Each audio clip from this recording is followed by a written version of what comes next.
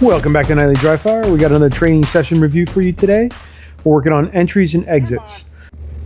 Last time out at Deep 50, I tried this drill here for entries and exits and movement between positions.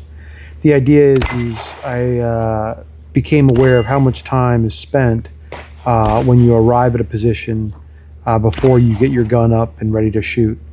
If you could merely arrive with the gun up and ready to shoot, you're going to save time on the clock. Watching other people shoot and observing myself in video, I find that sometimes it could be up to 2 seconds per position of cover that I'm stationary, acquiring the sights, figuring out where to shoot.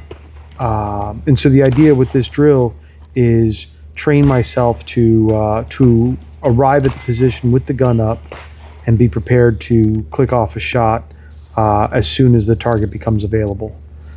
So that's what you saw there. The other thing that's interesting is the amount of time it takes to go from position of cover 1 to position of cover 2 shouldn't be any shorter than the amount of time that it takes for you to do the administrative gun handling things that you have to do between those positions.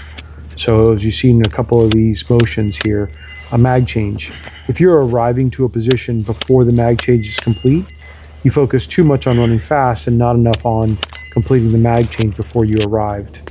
Same could be said about moving to a position as you're drawing from a holster at the buzzer. If you're arriving to the position prior to having your gun drawn and up, then you're wasting time. This was something that was pointed out by a Grand Master at a USPSA match that I shot a while ago.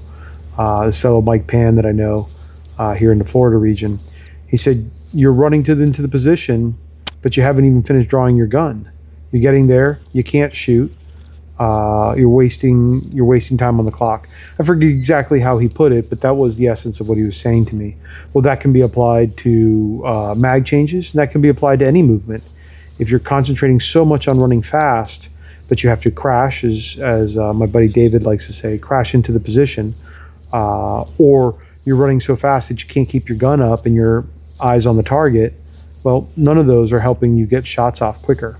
So this drill kind of works to help that. It's not very complicated movement. It's not a new movement every time I change positions. It's very repetitive, but this is helping isolate the gun up and arriving at the position ready to shoot more than any other drill that I've worked on. Also, it gets you comfortable with shooting on the move. I know in IDPA that's not a super used or addressed skill set, but frankly, the more you look, the more places you can find it that you can apply it in an IDPA match. Certainly in USPSA, it's a big deal.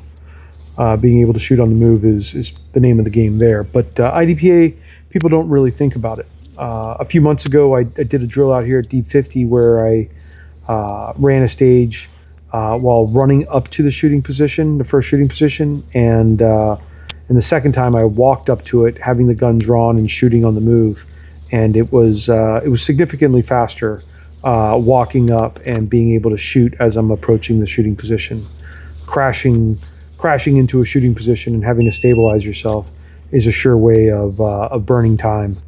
And then you're behind the gun. You're frantically trying to make up for the time that you instinctively know you left on the table. So this drill's the new excitement. Anyway, that's what I worked on this week. I'm going to continue pressing this particular thread, and we'll see where it goes. See you around, Space Cowboy.